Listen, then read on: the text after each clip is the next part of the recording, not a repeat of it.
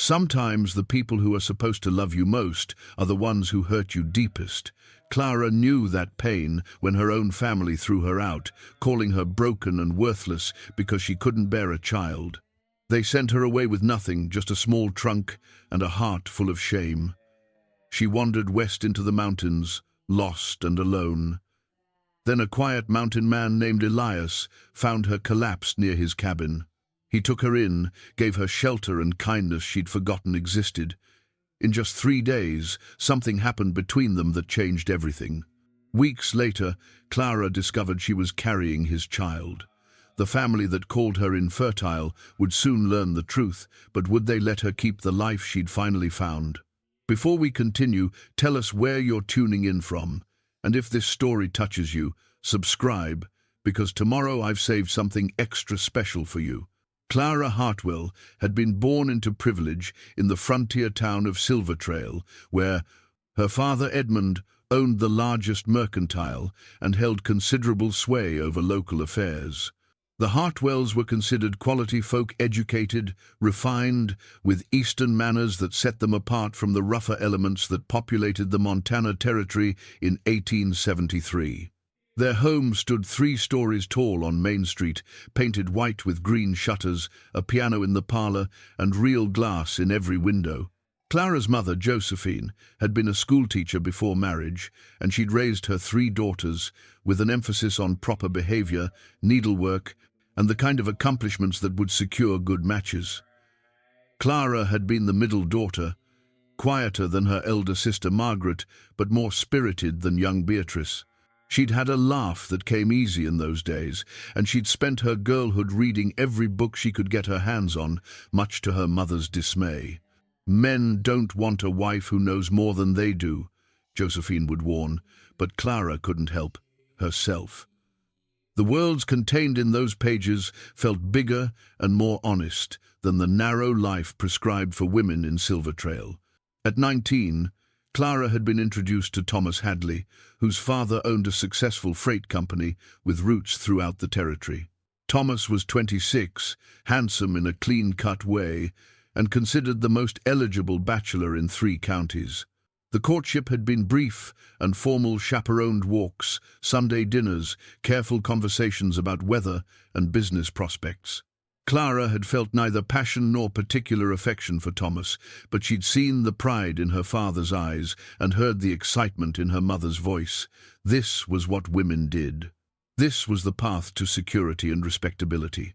They'd married in the spring of 1868 in a ceremony that had been the social event of the season.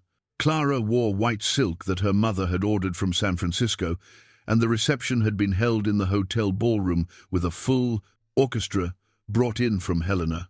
She remembered standing beside Thomas, feeling the weight of the silver locket her mother had given her that morning, the one containing a photograph of Clara as a child, laughing in the garden. "Remember your joy," her mother had whispered when she'd fastened it around Clara's neck. Marriage can be that if you let it, but marriage had not been joy. Thomas had been dutiful but distant, more interested in expanding his business interests than in building a partnership with his wife. Their home was comfortable, their social standing secure, but the intimate spaces of their life together had been marked by awkwardness and obligation rather than affection. Still, Clara had told herself this was normal.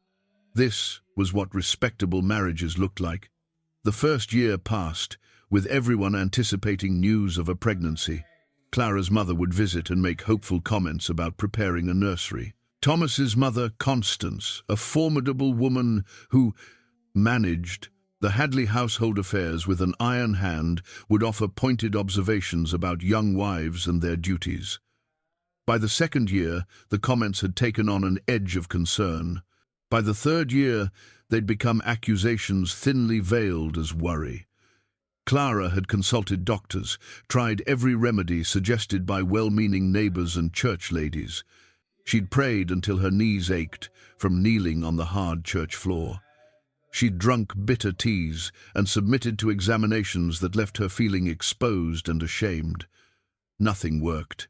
Each month brought the same disappointment, and with it, Thomas's increasing coldness, and his mother's barely concealed contempt. The dinner parties grew more uncomfortable. Clara would watch other young wives cradle their growing bellies or bounce infants on their hips, and she'd feel the weight of pitying glances. Conversations would quiet when she entered rooms. Women who'd once been friendly grew distant, as if her condition might be catching. The word barren began to be whispered, though never quite loud enough for direct confrontation. Thomas stopped coming to her bed entirely after the 4th year. He took business trips that lasted longer than necessary and began spending evenings at the gentlemen's club rather than at home.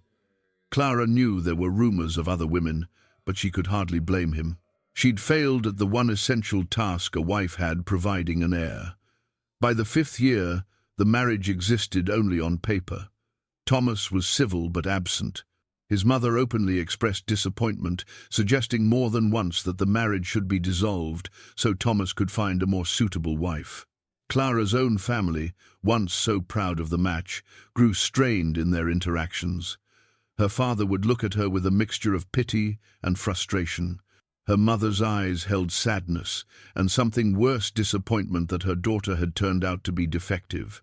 The breaking point came at a family dinner 6 months ago, when Constance Hadley had announced that Thomas planned to seek an annulment. The marriage had not produced the expected results, she'd stated coldly, as if Clara weren't sitting right there at the table. Thomas had remained silent, staring at his plate. Edmund Hartwell had argued weakly that such things took time, but even he'd sounded unconvinced.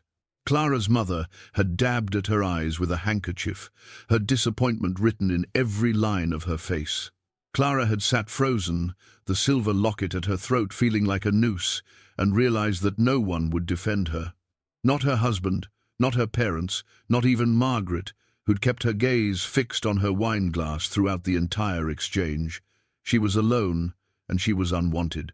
The annulment had been finalized quietly, with Edmund Hartwell paying a substantial sum to avoid public scandal. Clara had moved back to her parents' home, occupying her old childhood room like a ghost haunting its past. But even that arrangement couldn't last. The shame of having a failed, childless daughter in residence weighed on the family. Social invitations decreased. Business associates expressed concern about Edmund's judgment. Even in church, Clara felt the weight of judgment from the congregation. One morning in early September, her father had called her into his study. He'd stood by the window, unable to meet her eyes, and told her it would be best if she made a fresh start elsewhere. Out west, perhaps, where no one knew the family name. Where she could find some kind of life that didn't drag down the Hartwell reputation.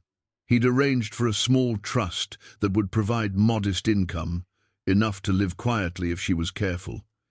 He'd purchased a ticket on the westbound stage. Clara had packed her belongings into a single trunk that night.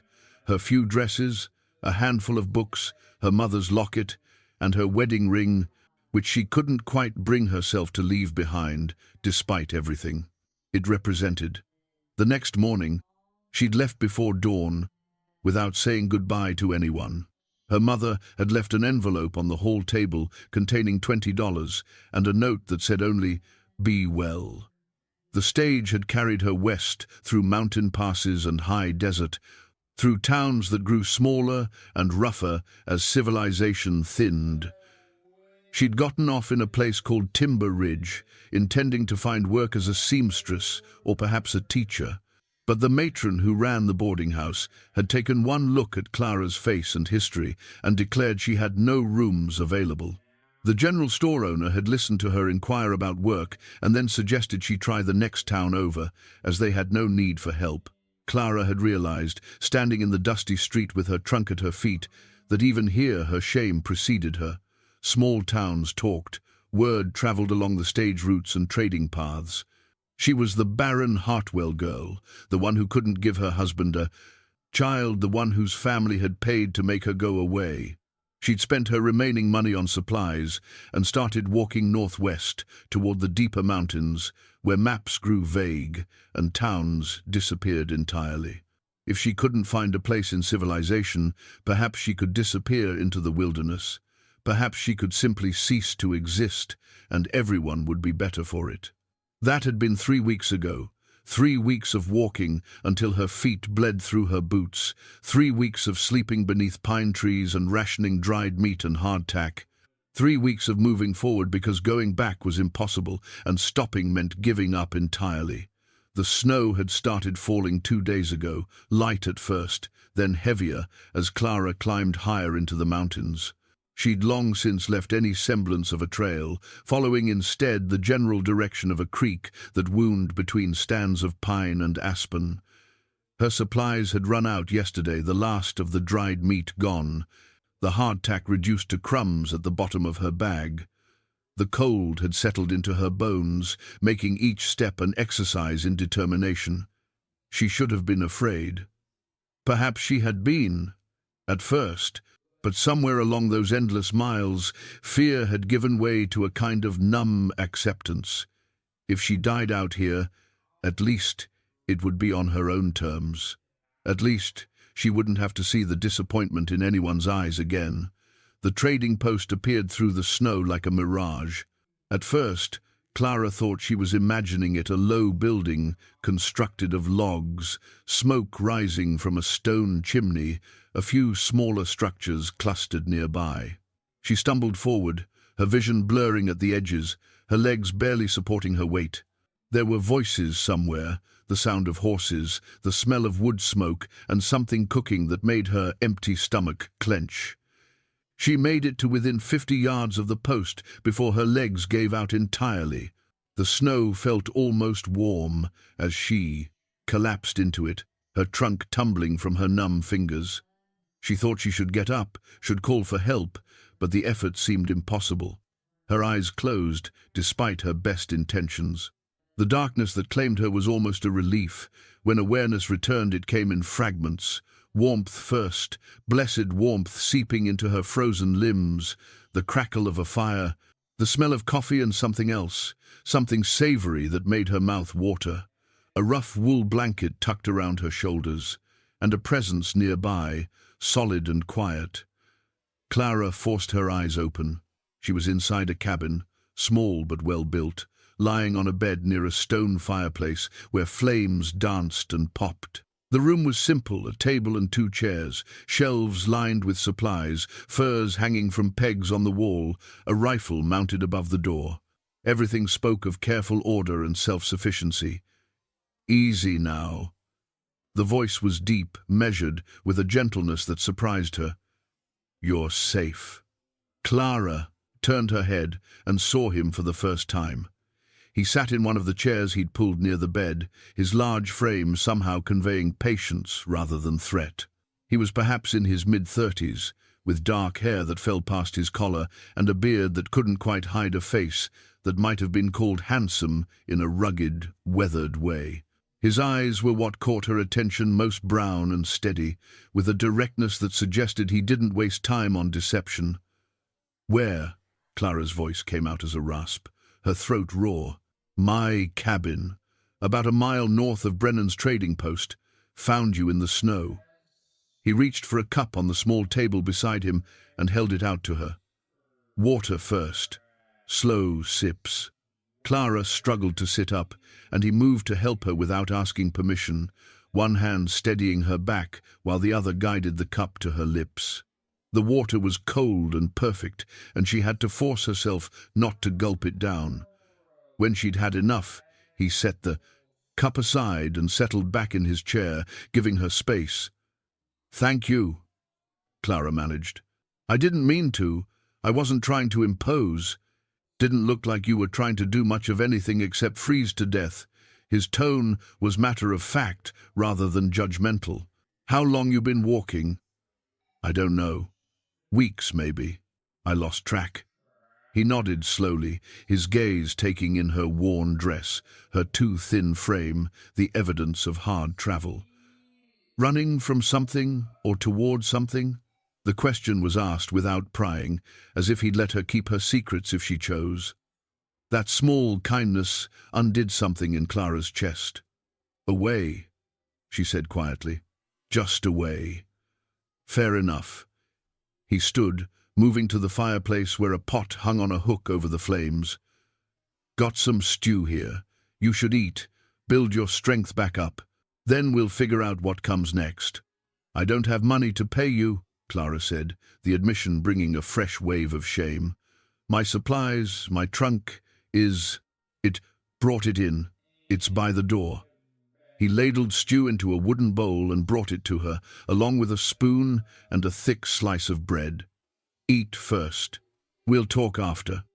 The stew was simple: venison, potatoes, wild onions, but it was the most delicious thing Clara had ever tasted.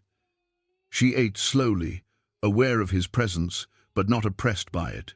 He busied himself with small tasks around the cabin, feeding the fire, checking something in a pot on the stove, giving her privacy to eat without being watched.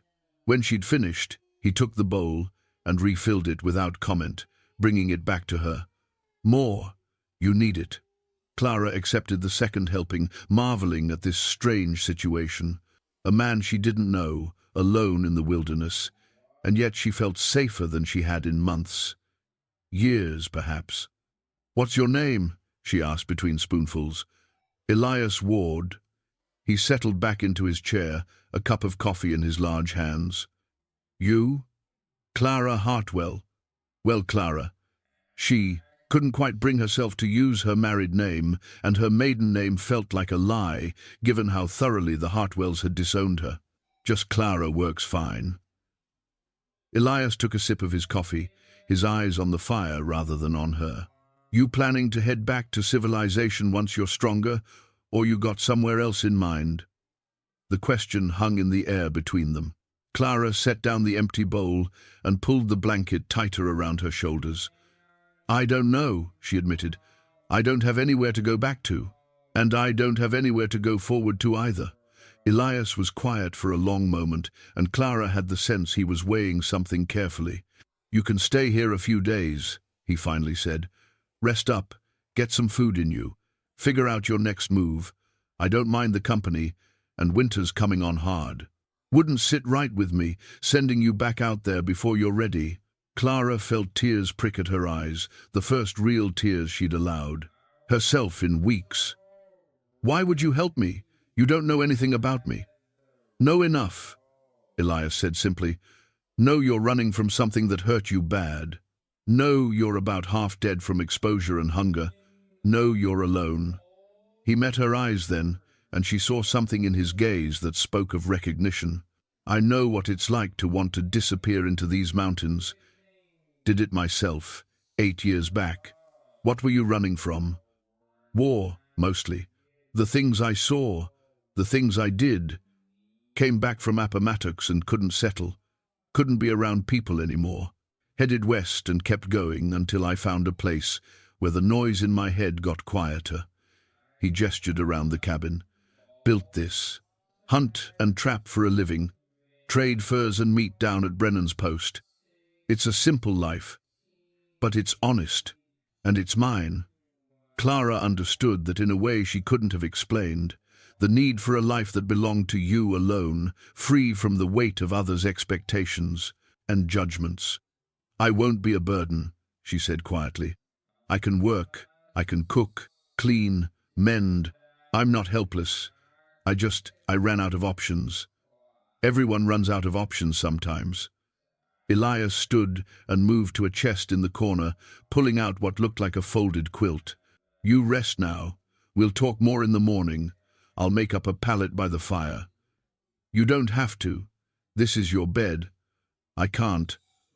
Already made up my mind, Clara. You take the bed.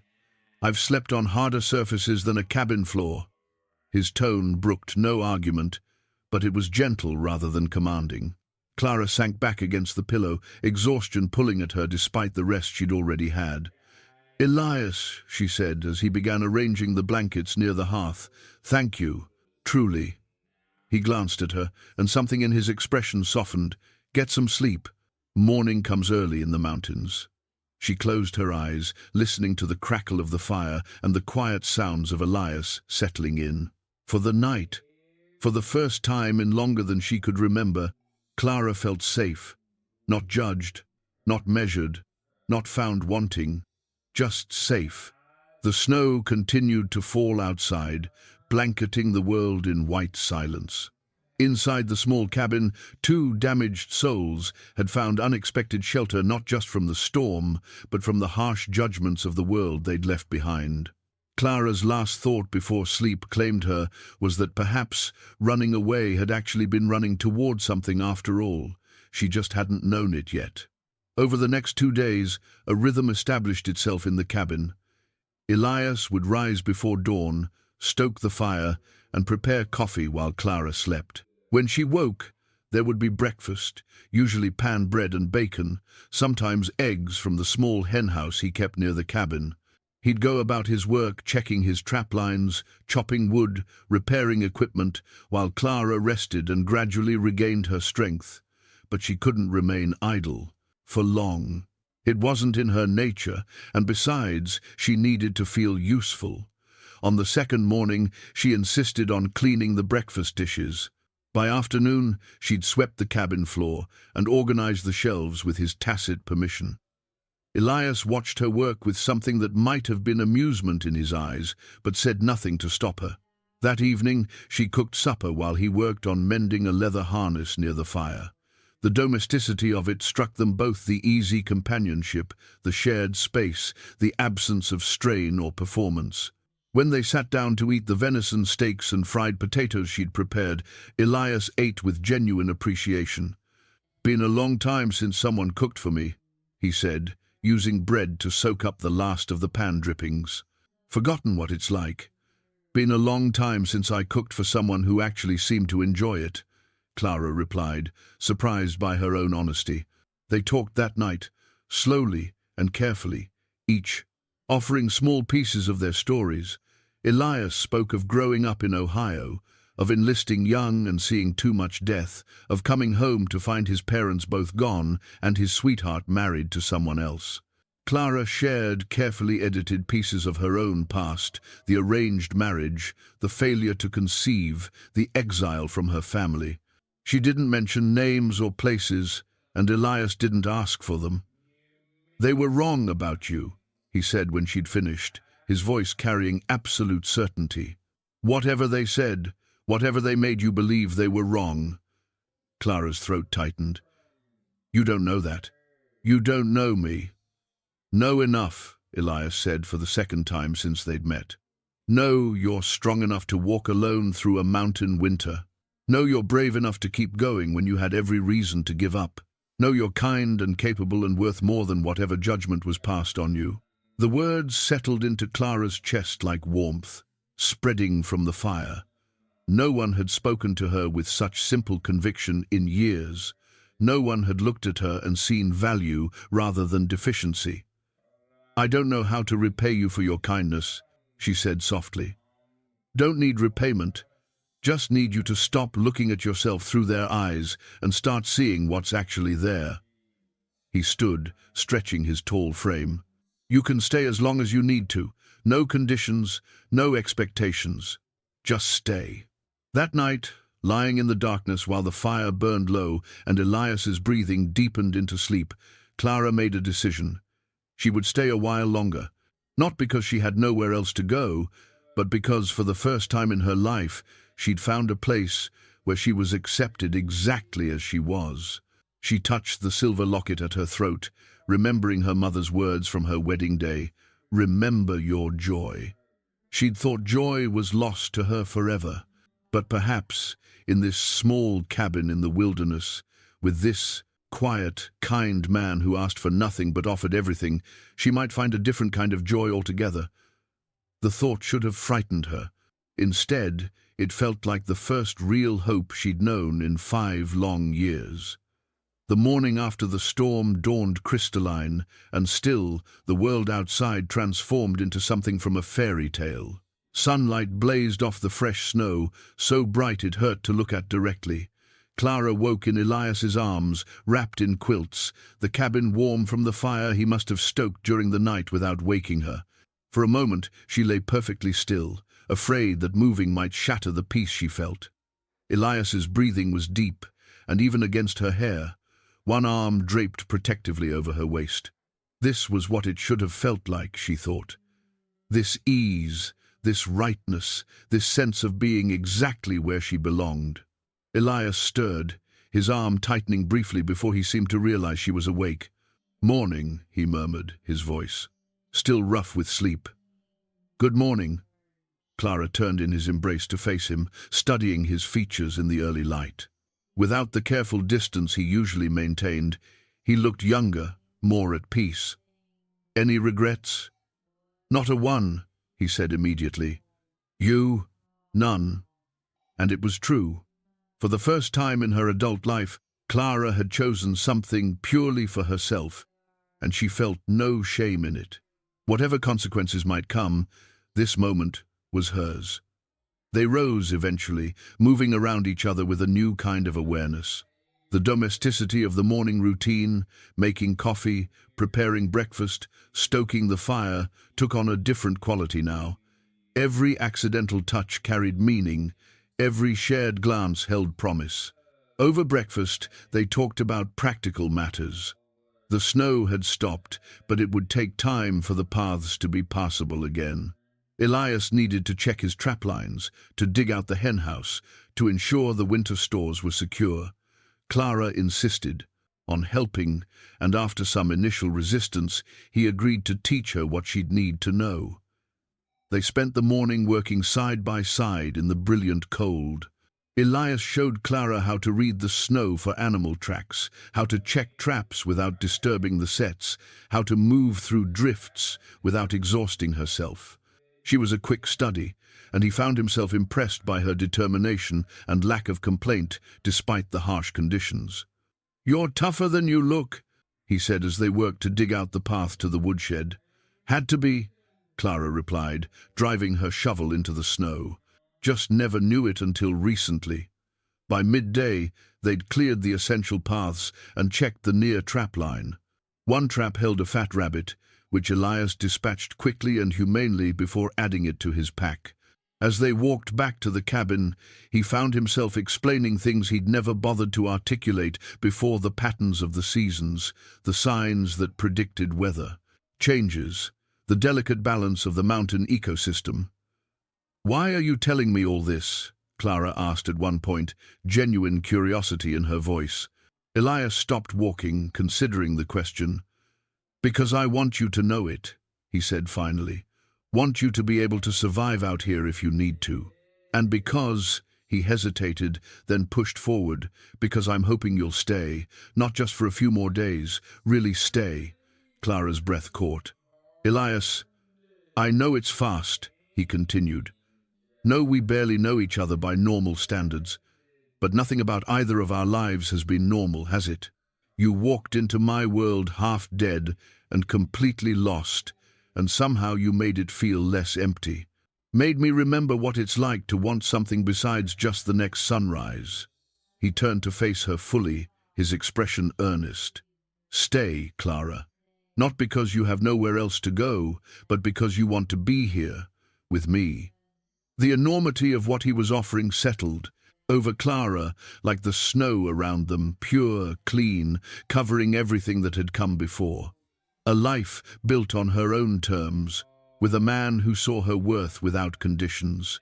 It should have terrified her. Instead, it felt like the answer to a question she hadn't known how to ask. "I want to stay," she said simply.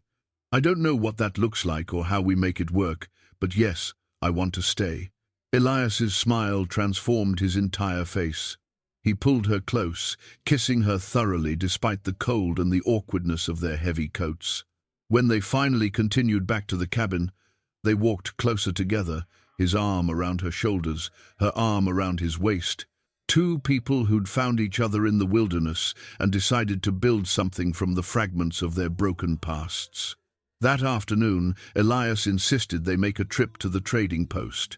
"Need to introduce you properly to Brennan and his wife. They're good people, and you'll need friends out here besides me." He paused. "And I suppose I should make it known you're under my protection. Some of the men who come through can be rough, and I want it clear, you're not available." Clara understood what he was really saying. In frontier society, a woman alone was vulnerable. A woman attached to a man like Elias, known for his competence and his unwillingness to suffer fools, would be safer. It was pragmatic, but there was something else beneath it too. Pride, perhaps. The desire to claim her publicly, to make their connection known. The walk to the trading post took an hour through snow-covered trails, but Clara found she enjoyed the journey. Elias pointed out landmarks, told stories about the land and its history, treated her like a partner rather than a burden to be shepherded. It was so different from Thomas's approach, his constant need to control and direct, to make her feel small and dependent. Brennan's trading post was a sprawling log structure with a covered porch and windows that glowed welcomingly in the afternoon light.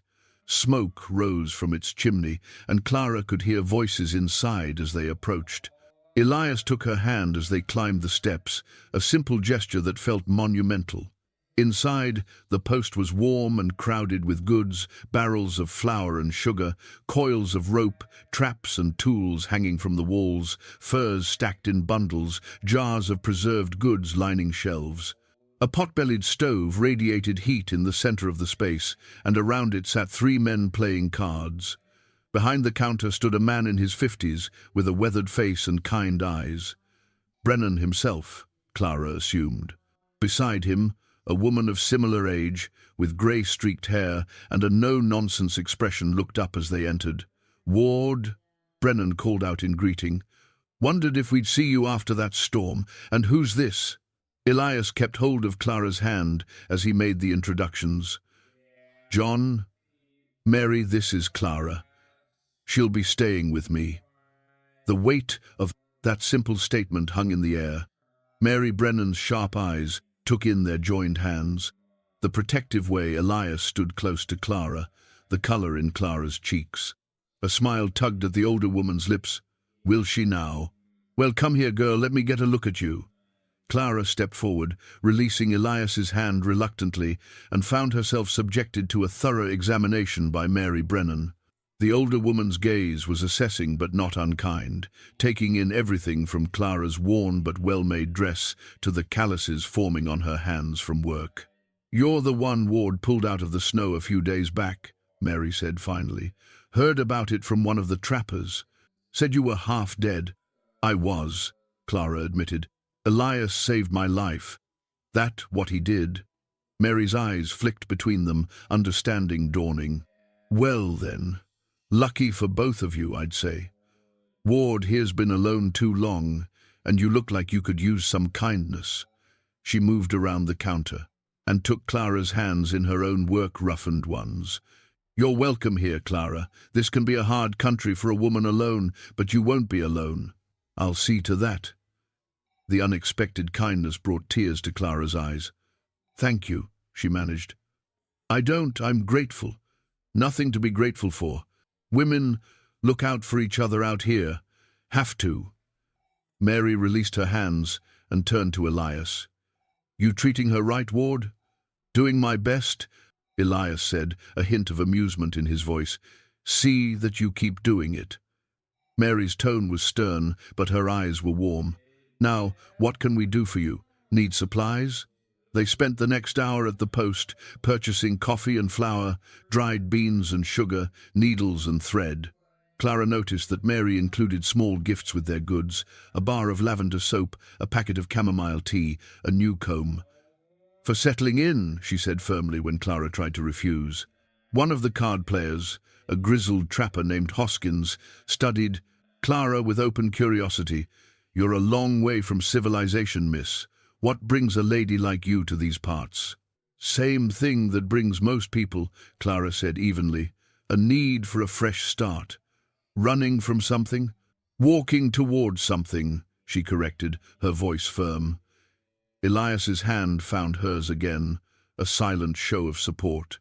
Hoskins grunted but nodded, apparently satisfied. "Fair enough. Ward's a good man. You could do worse." "I know," Clara said simply, and meant it. As they prepared to leave, Mary pulled Clara aside. "Listen, girl, I don't know your story and I don't need to.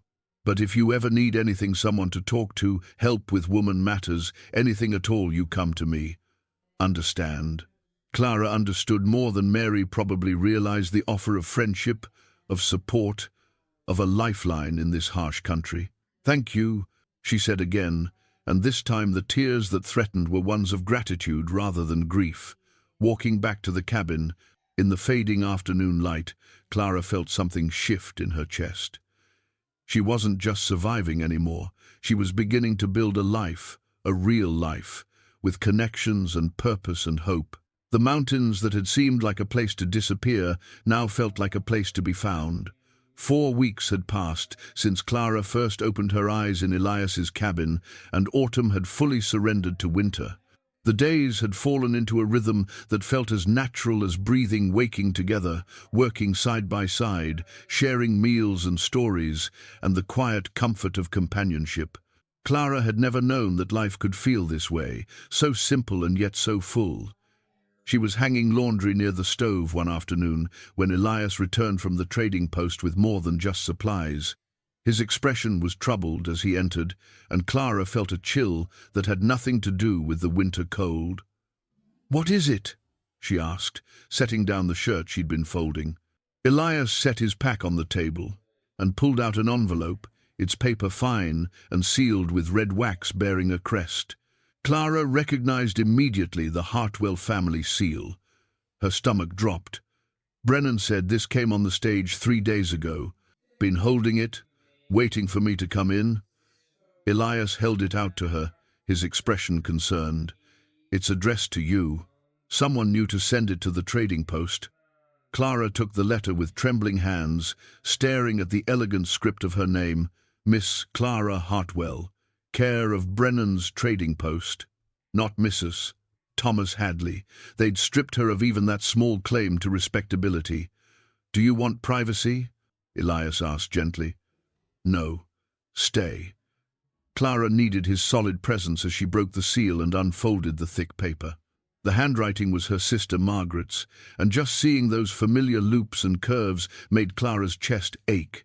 "Dearest Clara," the letter began, "I hope this finds you well and safe. Mother has been beside herself with worry since you left. Father won't speak of you at all, which tells me he feels more guilt than he's willing to admit. I've missed you terribly. I'll be direct, as you always appreciated that about me. Word has reached Silver Trail that you're residing in the mountain territory, staying with a trapper named Ward. The news came through, Mr. Brennan's trading connections. You know how quickly information travels along these routes, even across great distances. The family is in an uproar, as you might imagine. Father is concerned about the scandal, but more than that, I think he's genuinely worried about your welfare. Mother cries when she thinks no one is watching. Even Beatrice asks after you, though she's too proud to admit she's concerned. There's other news you should know. Thomas has remarried a girl from Helena, barely 20, whose father owns mining interests. The wedding was a quiet affair. His mother, Constance, made several pointed comments about young, fertile women and the importance of bearing heirs. I'm sorry if this causes you pain, but I thought you should know. Clara, I won't presume to judge your choices or tell you what to do. You're my sister, and I love you regardless of where you are or how you're living, but I want you to know that if you ever wish to come home, or if you need anything at all, you have only to write to me. I'll do whatever I can to help. Father still holds your trust in reserve. The money is yours, should you choose to claim it. Mother has kept your room exactly as you left it. We may have failed you in so many ways, but you're still family. You're still loved, even if we didn't show it when it mattered most. Please write back, if only to let me know you're well. I need to know my sister is all right. With all my love." Margaret. Clara read the letter twice, her emotions a tangle she couldn't quite sort through. Relief that Margaret still cared. Anger at her family's hypocrisy. Loving her enough to keep her room unchanged, but not enough to defend her when she needed it most. A strange, distant satisfaction at learning Thomas had moved on so quickly.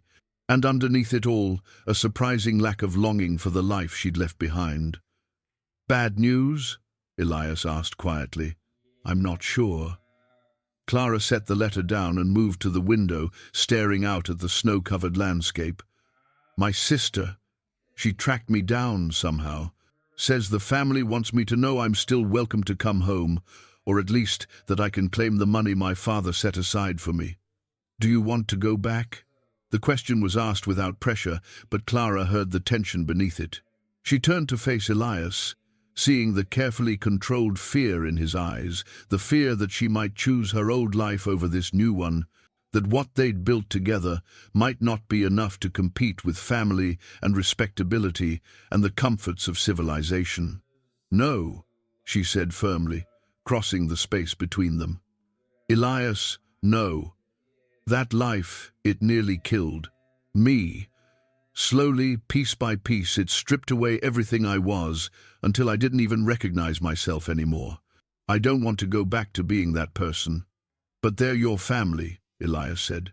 And you're not just anything. Clara took his face in her hands, forcing him to meet her eyes. You're the man who saved my life in every way that matters. You're my partner, She hesitated, searching for the right word. You're my home, Elias. This cabin, this mountain, this life we're building together, it's more real and true than anything I left behind. Elias pulled her close, his relief palpable in the way he held her. I keep waiting for you to realize you could do better, that you could have more than what I can offer. Better than being seen, being valued, being loved for who I actually am instead of who I'm supposed to be. Clara shook her head. There is no better than that, Elias. You gave me back myself. That's worth more than all the respectability and comfort in the world. They stood together in the afternoon light, holding each other as the shadows lengthened across the snow. Eventually, Clara pulled back enough to look up at him. I should write back, though. Let Margaret know I'm safe and happy. She deserves that much. Of course, Elias agreed. We can take the letter to the post tomorrow. That evening, Clara sat at the small table with paper and pen. Elias had purchased months ago, but rarely used. She wrote carefully, choosing her words with precision. Dear Margaret, she began.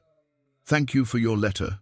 It brought me comfort to know you're thinking of me, and I'm grateful for your concern. I want you to know that I'm well better than I've been in years, perhaps ever. The mountains are harsh, but beautiful, and I've found a peace here I never thought possible. Mr. Ward is a good man, honorable and kind, and I'm grateful for his protection and companionship. Please tell Mother not to worry. I understand Father's position and harbor no ill will toward the family. You all did what you thought was best, and I've come to see that leaving Silver Trail was the best thing that could have happened to me. I've discovered strengths I didn't know I possessed and found a life that suits me far better than the one I tried so hard to live before. I'm happy, Margaret, truly happy. Please don't let anyone paint this as a tragedy or a fall from grace. This is a beginning, not an ending. I'll write again when I can. Thank you for loving me enough to reach out. Your sister, Clara. She sealed the letter, feeling as though she'd closed a chapter of her life. The past couldn't be erased, but it no longer had power over her present. Whatever came next, she would face it here, in this place she'd chosen, with the man who'd helped her remember how to be whole. Later that night, lying in Elias's arms, with the fire burning low, Clara felt a wave of contentment so profound it nearly frightened her. She'd walked into these mountains expecting to disappear.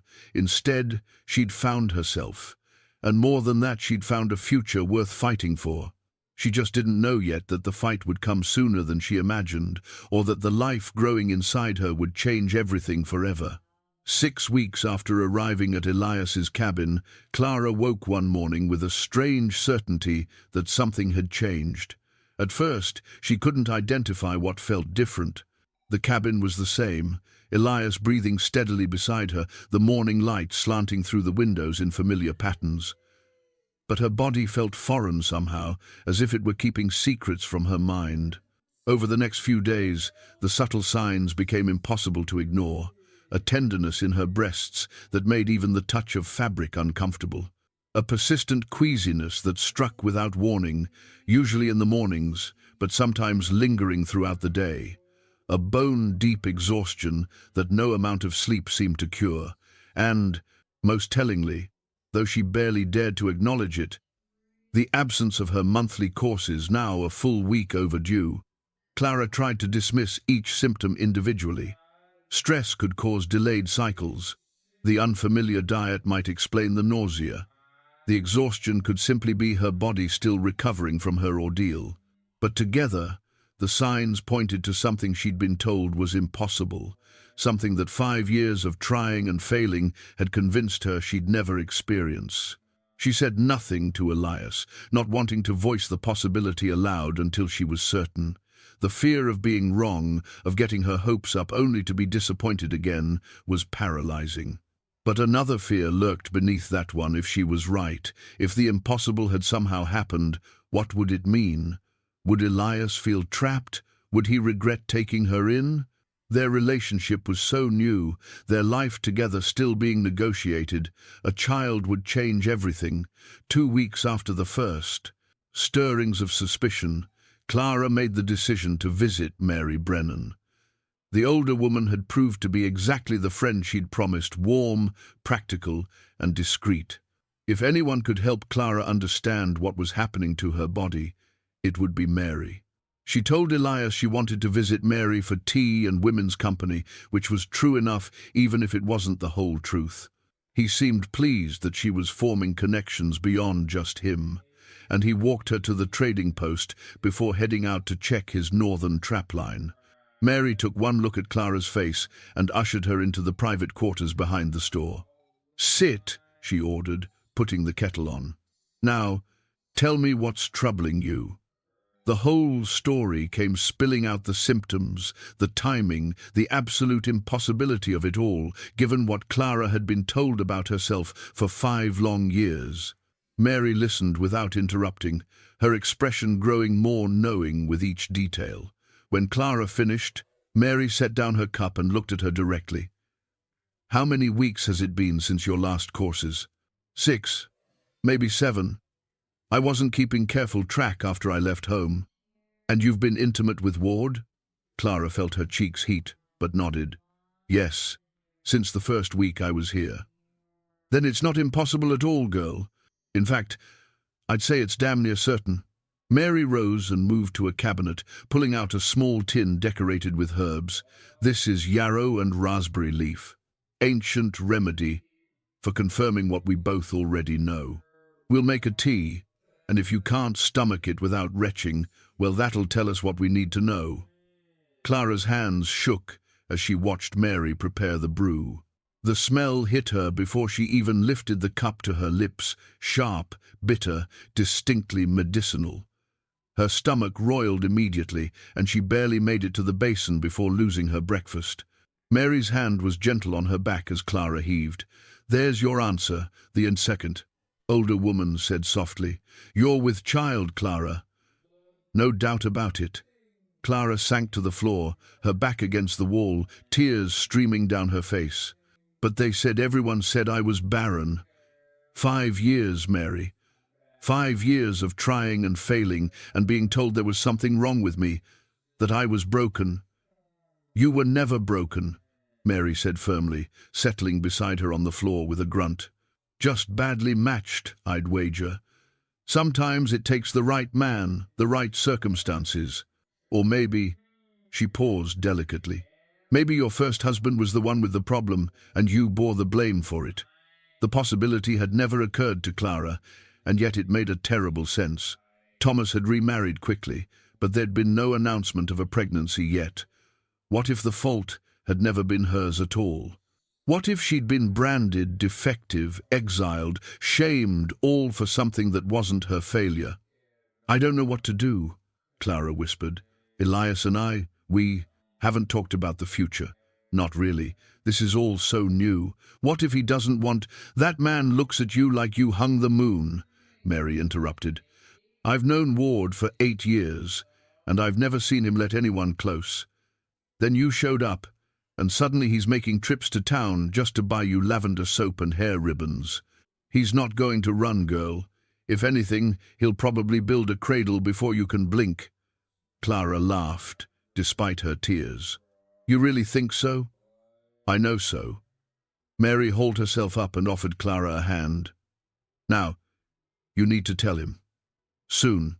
These things have a way of becoming obvious, and it's better he hears it from you than figures it out himself."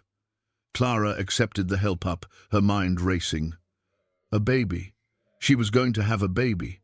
After all the years of longing, all the prayers and tears and bitter disappointments, she was carrying a child. Elias's child. The magnitude of it threatened to overwhelm her. "How far along do you think I am?" she asked. Mary calculated quickly. "If you've been with him about 6 weeks and your courses are a week late, I'd say you're probably 6 to 7 weeks.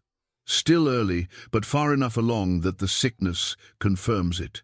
You'll start showing in another month or so, maybe sooner with it being your first. Her first."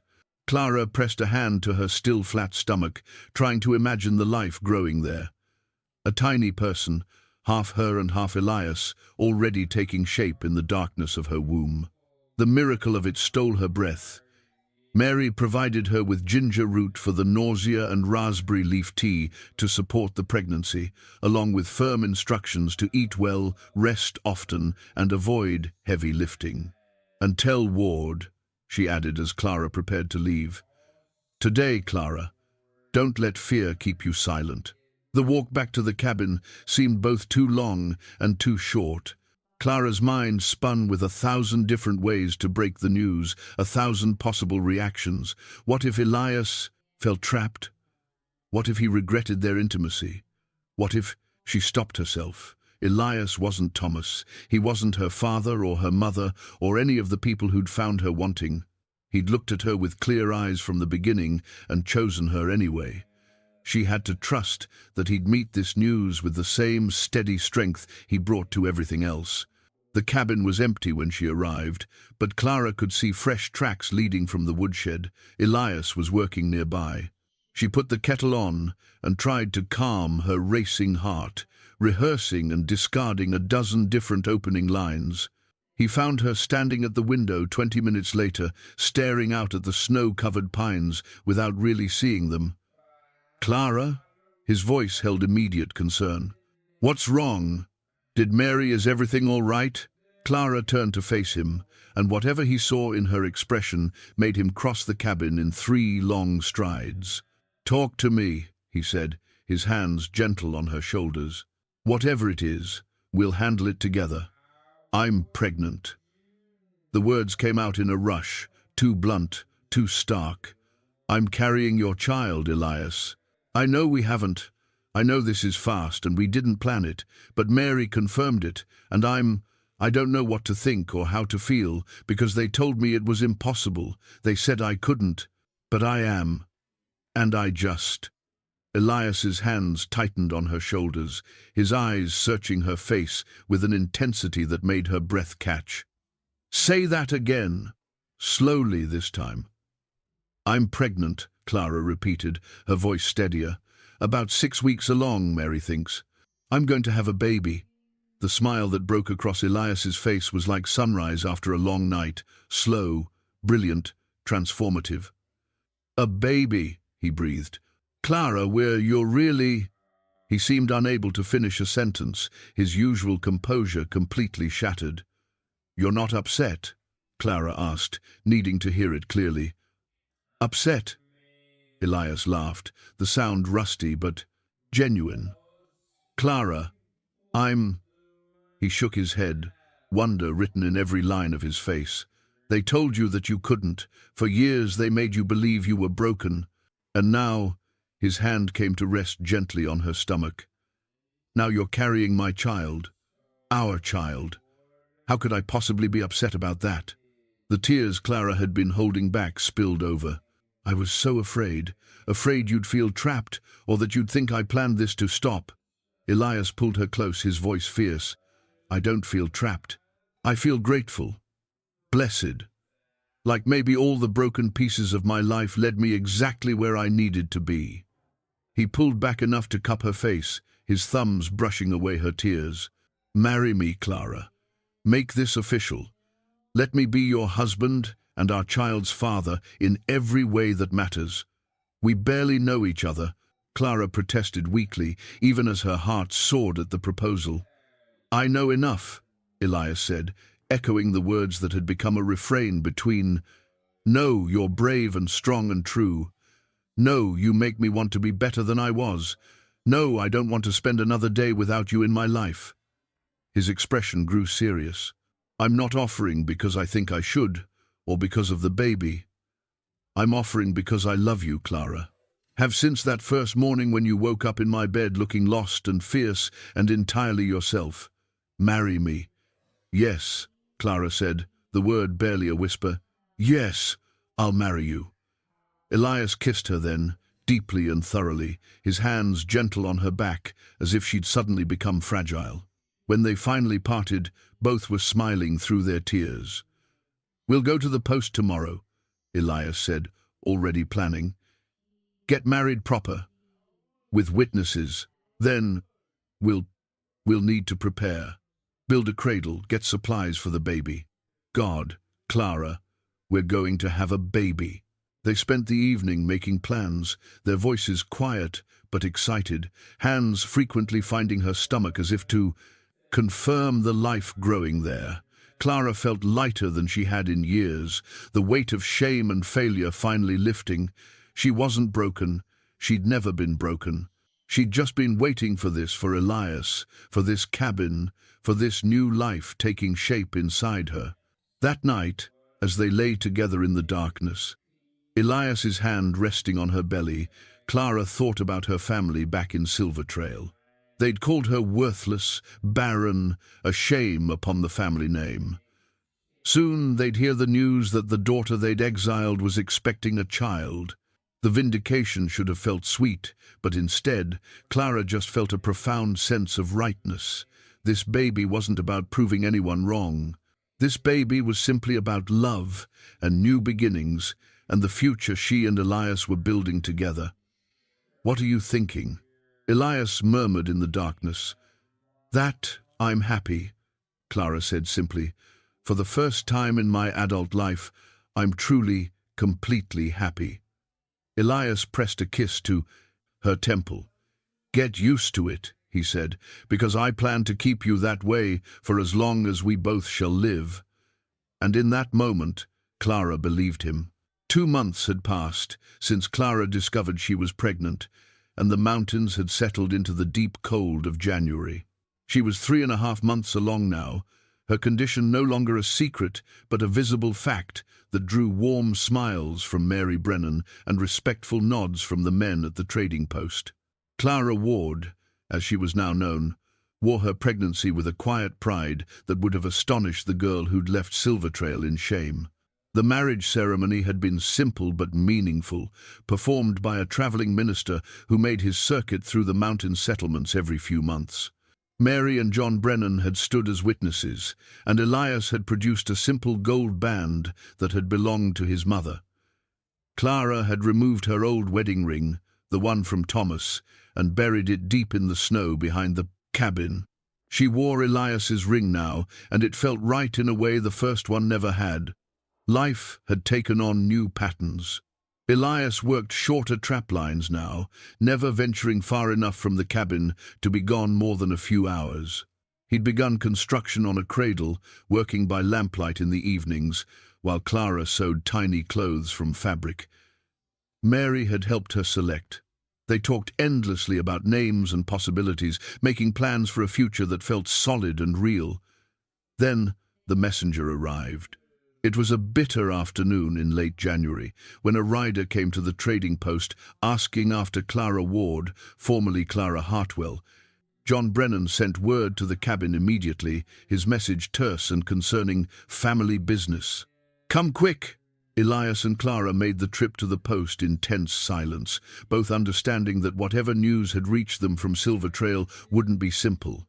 The rider was waiting inside, a young man Clara didn't recognize, warming himself by the stove.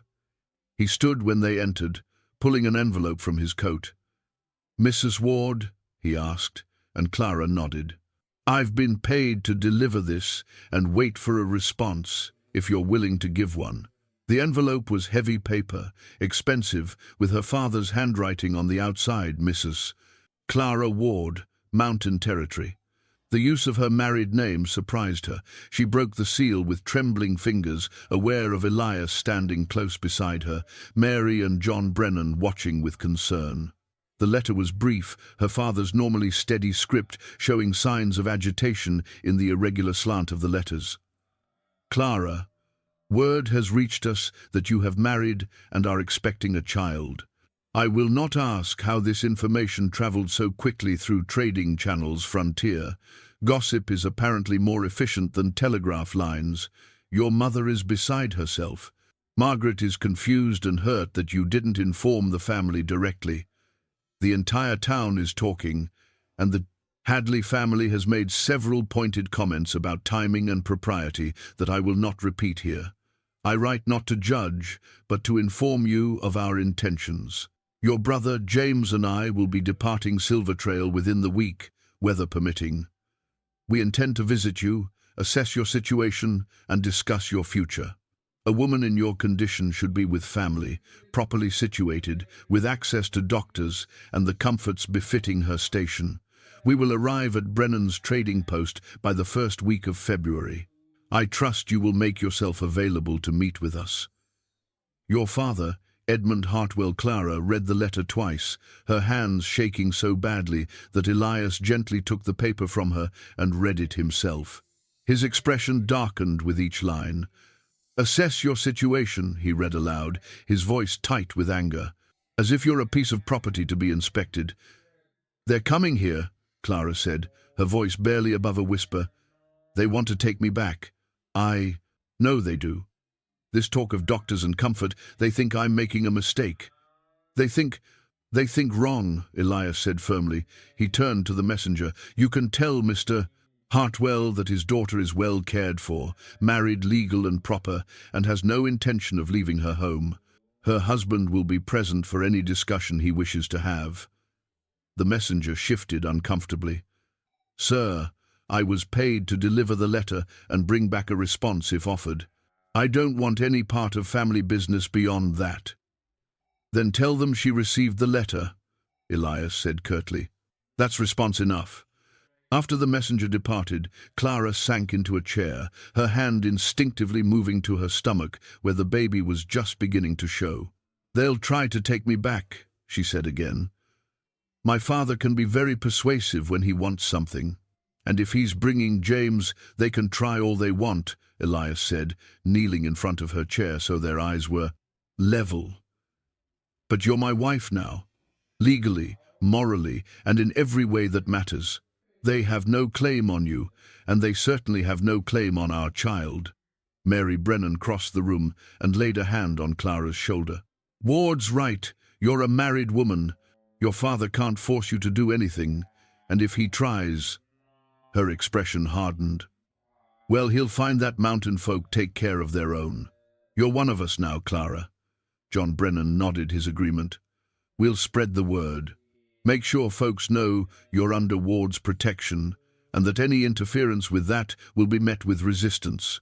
Your father may have influence in Silver Trail, but out here, that doesn't mean much." Clara felt tears prick at her eyes, overwhelmed by the support. In Silver Trail, she'd been alone, even surrounded by family. Here, in this rough frontier community, she'd found people willing to stand with her. "Thank you," she managed. "All of you. I don't want trouble, don't want to cause problems." "You're not causing anything," Elias said firmly. "They're the ones bringing trouble to your door. We're just going to make sure it doesn't stick." That evening, back at the cabin, Elias and Clara made careful plans. They discussed what Clara would say, how they'd present their situation, what boundaries needed to be set.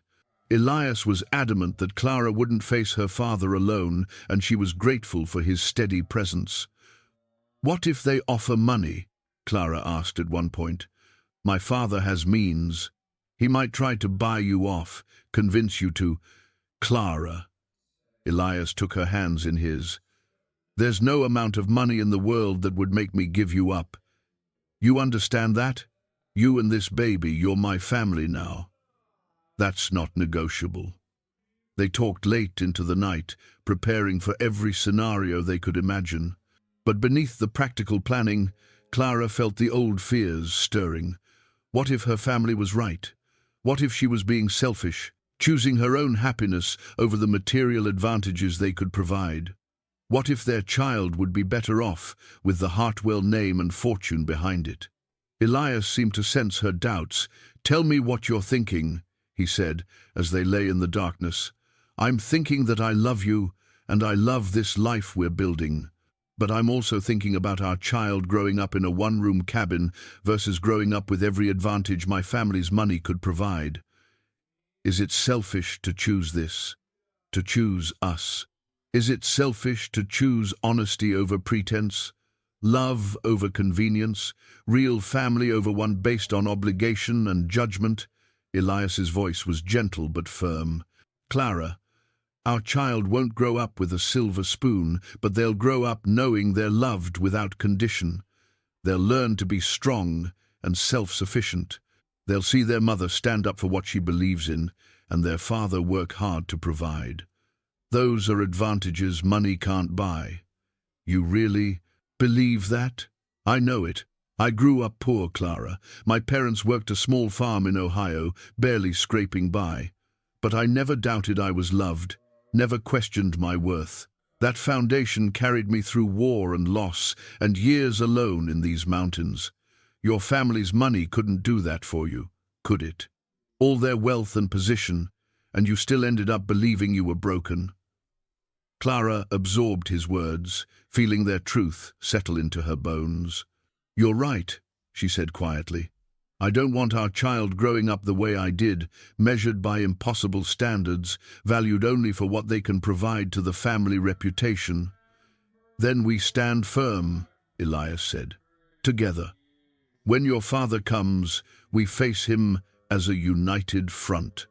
We show him you're happy, healthy, and exactly where you choose to be. And if he can't accept that," Elias's arm tightened around her, "then that's his loss, not yours." The next few days were spent in preparation of a different kind. Clara wrote a careful letter to Margaret, informing her sister of the pregnancy and the upcoming marriage before their father's visit. She wanted Margaret to hear the news from her directly, wanted her sister to understand this wasn't a desperate mistake, but a deliberate choice. Elias, meanwhile, made his own preparations. He took Clara to the trading post and made their situation clear to everyone who frequented it. His wife was expecting. Her family was coming to visit. Any man who valued Elias's goodwill would make it known that Clara Ward was a respected member of this community, and that any attempt to undermine her marriage would be met with unified resistance. The response was immediate and heartening. Hoskins, the grizzled trapper who'd questioned Clara when they first met, made a point of tipping his hat to her and congratulating Elias on his good fortune. Other men, trappers, traders, a few settlers from the surrounding areas offered similar gestures of respect. Even the rough types, who normally kept to themselves, nodded acknowledgement of Clara's standing. Mary Brennan took Clara aside one afternoon and pressed a small package into her hands. "For when your father arrives," she said, "it's a good dress, only worn once. My daughter's, before she moved to Denver. You should meet them looking prosperous, not like you've been suffering." The dress was beautiful, deep blue wool with modest lace at the collar and cuffs, perfectly respectable and well-made. Clara tried to refuse, but Mary was insistent. "You'll wear it and look every inch the proper mountain wife you are. Show them you haven't fallen, you've risen." The last few days of January crawled by with agonizing slowness. Clara's nerves were stretched thin, her sleep interrupted by dreams of confrontation. Elias remained a steady presence, his confidence never wavering, even when hers faltered. On the morning of February 3rd, word came from the trading post. 2 men had arrived from the east, asking after Clara Ward. Edmund Hartwell and his son James had come, and they were waiting at Brennan's establishment. Elias helped Clara into Mary's dress, his hands gentle as he fastened the buttons up her back. The garment fit well, accommodating her growing belly while still maintaining a modest, respectable line. He stepped back to look at her, and his expression held such pride and love that Clara felt tears threaten. "You're beautiful," he said simply, "and you're strong. Remember that when we walk in there, you're not the girl they sent away. You're my wife, the mother of my child, and a woman who's earned her place in this world through courage and character. Let them see that." Clara took a deep breath, straightening her spine. She touched the locket at her throat, still there, still carrying the photograph of a laughing child who'd once believed in joy. Then she took Elias's offered arm, and together they walked out into the cold February morning. The showdown she'd been dreading was about to begin, but for the first time since receiving her father's letter, Clara felt ready. Not because she had perfect arguments prepared, or because she was unafraid, but because she knew who she was now. She was Clara Ward, and she'd chosen her life deliberately and well. Whatever came next, she would face it with her head high and her husband by her side. The future she'd built was worth fighting for, and fight she would, if that's what it took to keep it. The silence that followed Clara's words was absolute. Edmund Hartwell's face went pale, then flushed red. James leaned forward, his eyes wide with sudden understanding. Even from the front room, Clara could sense Mary Brennan's attention sharpening on their conversation. That's a serious accusation. Edmund finally managed, his voice strained. "Is it an accusation if it's simply the truth?" Clara asked calmly. 5 years I was told I was defective, 5 years of doctors and remedies and prayers, all because I couldn't give Thomas Hadley an heir. 5 years of shame and whispers and eventually exile. And yet here I am, 3 months pregnant with my husband's child. What conclusion would you draw from that, Father? Edmund opened his mouth, then closed it again. The gold pocket watch in his hand had stopped its nervous rotation. He looked at his daughter as if seeing her clearly for the first time, not as the disappointing failure who'd cost the family prestige, but as a woman who'd been wronged and was now demanding acknowledgement of that wrong. He was a respectable man, Edmund said weakly. From a good family. Respectable men can have their own limitations, Elias said quietly. The difference is, when there's a problem in a marriage, society always blames the woman, always assumes she's the one who's broken. James cleared his throat. Thomas's new wife, you said she's not expecting either? Not that I've heard, Edmund admitted, but it's only been a few months. It was only a few weeks for Clara, James pointed out, and Clara felt a rush of gratitude for her brother's support. If the pattern holds, Father, then Clara's right. And if she's right, then He stopped, his expression pained. Then we owe her more than just an apology. I don't want apologies, Clara said, though the acknowledgement from James warmed her heart. I want acceptance. I want you to understand that I'm not here because I had no other choice. I'm here because this is the life I choose. This man, this place, this future, I choose it all deliberately and gladly. Edmund set the pocket watch down on the table, his hands shaking slightly. When he looked up at Clara, his eyes held a mixture of emotions, regret, confusion, and something that might have been pride. You've changed, he said quietly.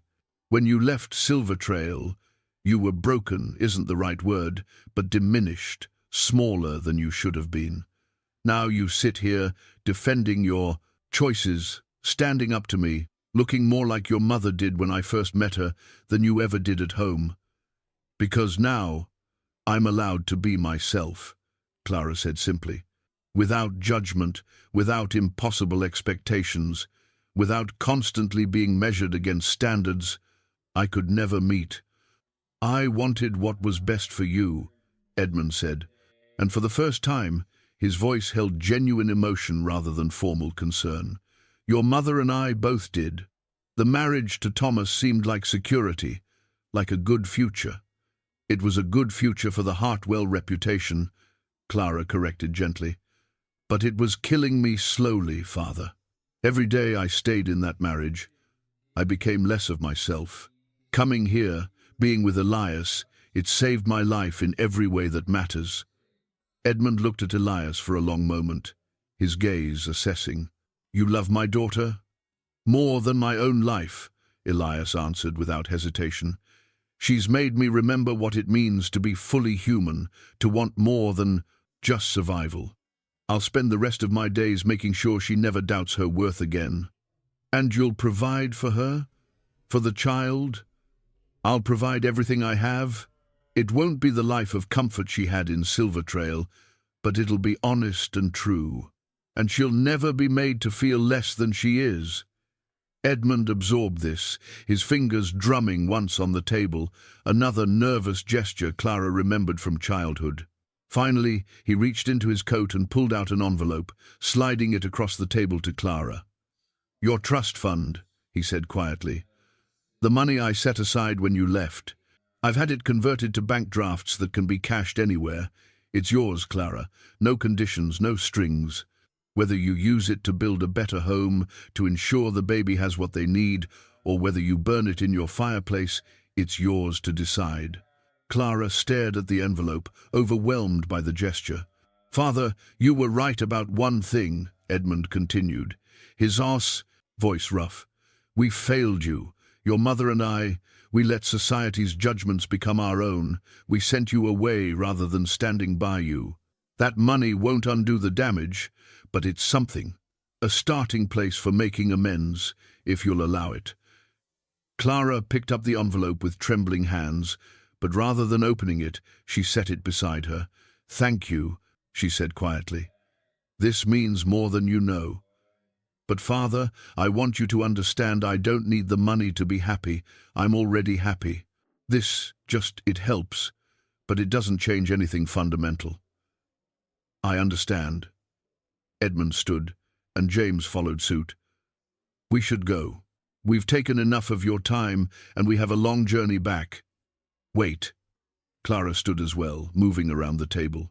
She stopped in front of her father, seeing him clearly, for perhaps the first time, not as the imposing figure of authority from her childhood, but as a flawed man who'd made mistakes and was trying, however inadequately, to peer them right. Tell Mother I'm well. Tell her she can write to me if she wishes. And tell her, Clara's voice caught, tell her I forgive her, both of you, for all of it. Edmund's composure finally cracked, his eyes growing bright with unshed tears. He pulled Clara into an awkward embrace, his arms stiff but genuine. Be happy, he whispered against her hair. That's all I want now. Just be happy. I am, Clara assured him. I really am. James hugged her next, his embrace warmer and less restrained. Margaret was right about you, he murmured. You're braver than any of us. Write to her, will you? She misses you. I will, Clara promised. They parted then, Edmund and James preparing for their return journey, while Clara and Elias watched from the trading post porch. As the two men rode away into the winter landscape, Clara felt a chapter of her life closing not with bitterness or regret, but with a kind of peaceful resolution. Elias's arm came around her shoulders, pulling her close against the cold. You all right? Better than all right, Clara said, turning to look up at him. I'm free, Elias. Really, truly free. They can't hurt me anymore because I don't need their approval. I have everything I need right here. He kissed her forehead, his lips warm against her skin. Let's go home, Mrs. Ward. And they did, walking back to their cabin through the snow-covered pines, carrying with them the weight of resolution and the lightness of finally being fully, completely understood. 3 months later, the mountain spring arrived with the gentle insistence of new life. Snow melted from the cabin roof in steady drips, and the creek that ran behind their property began to sing with rushing water. Clara moved carefully through the cabin, her belly now prominently round with the life she carried 7 months along, healthy and strong, with a baby who kicked vigorously whenever she tried to rest. The cradle Elias had been working on was finally complete. Positioned near the bed where Clara could rock it easily, he'd carved it from pine and cedar, every joint fitted perfectly, every edge sanded smooth. Along the headboard, he'd carved a simple pattern of mountains and stars, a representation of the world their child would grow up in.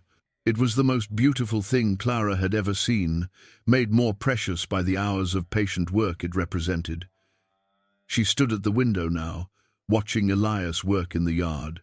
He was building an addition to the cabin, a separate room for the baby, with space for storage and a proper washroom.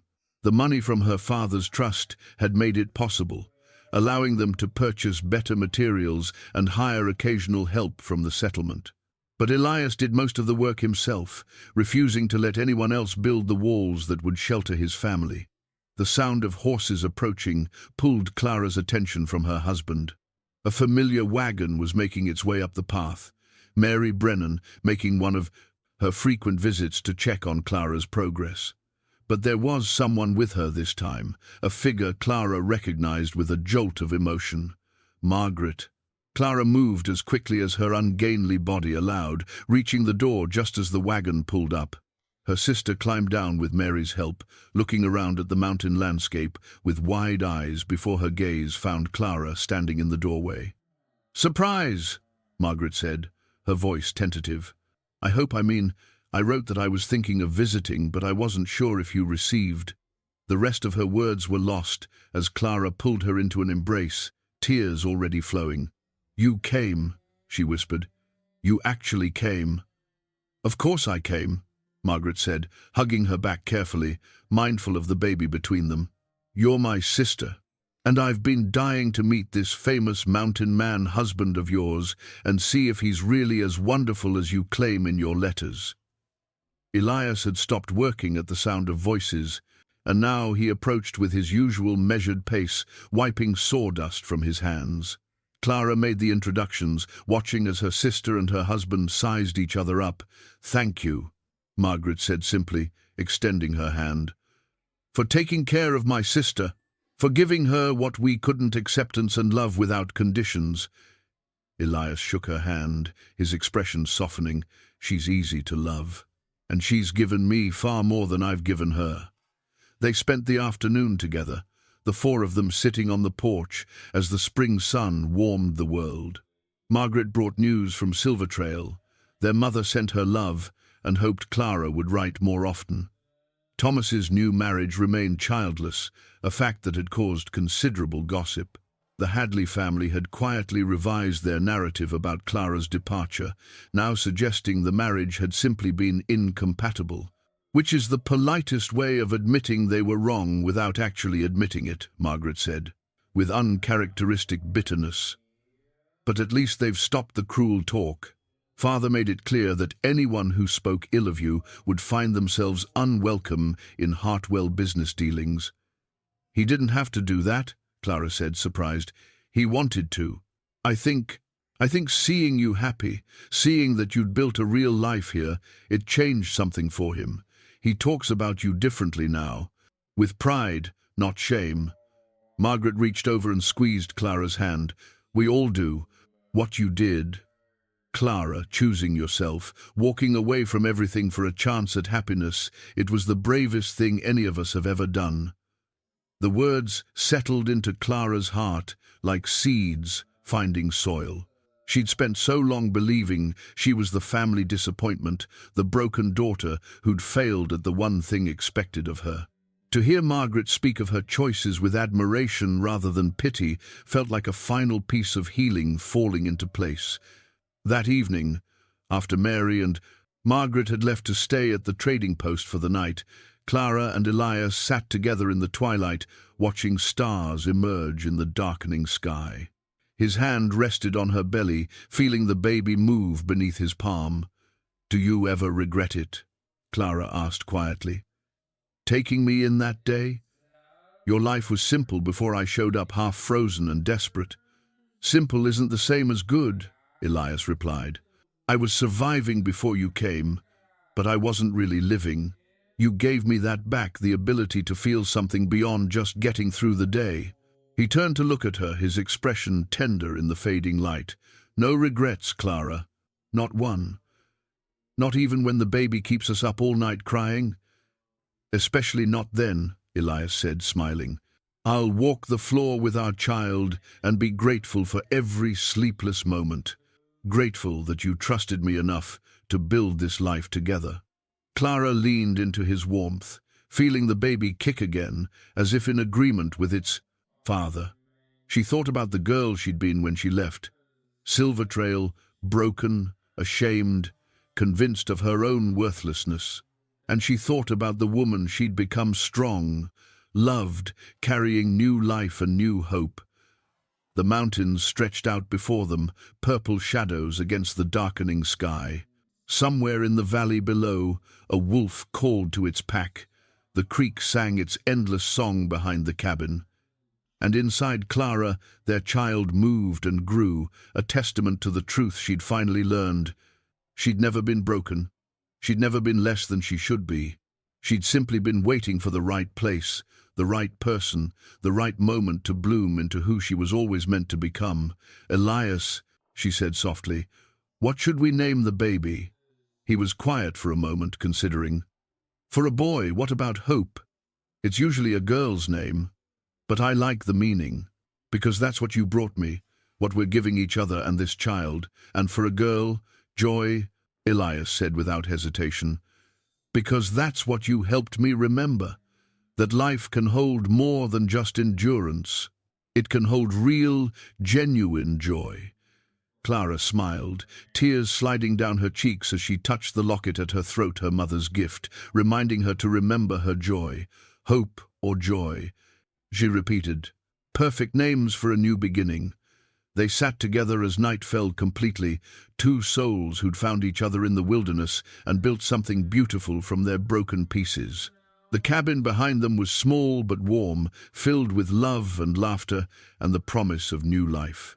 The mountains sheltered them, the community supported them, and the future stretched out before them like an unwritten story waiting to be lived. Clara Ward had come to these mountains believing she was worthless, believing she had nothing left to offer the world. Instead, she'd discovered her own strength, found a love that saw her truly, and created a family not of obligation, but of choice. She'd walked into the wilderness to disappear. Instead, she'd finally found herself. And in finding herself, she'd found everything else worth having. The baby kicked again, strong and insistent, and Clara laughed through her tears. I think someone agrees with your naming choices.